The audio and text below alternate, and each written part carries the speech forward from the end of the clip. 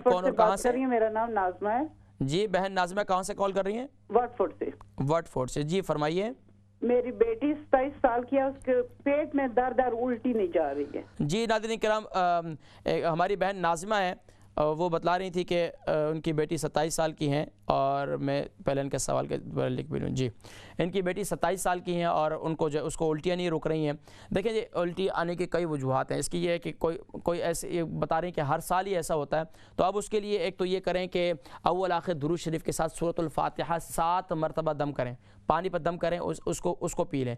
दूसरा काम ये करें कि नींबू जो है वो सिर्फ नींबू पानी के अंदर, नीम गर्म पानी के अंदर एक नींबू जो है पूरा निचोड़ दें। नींबू जो है वो बड़े वाला नहीं लेना, छोटे वाला नींबू लेना, पूरा अच्छी तरह निचोड़ दें और उसमें काला नमक जो है वो हस्बे ज़ायक़ा डाल दें।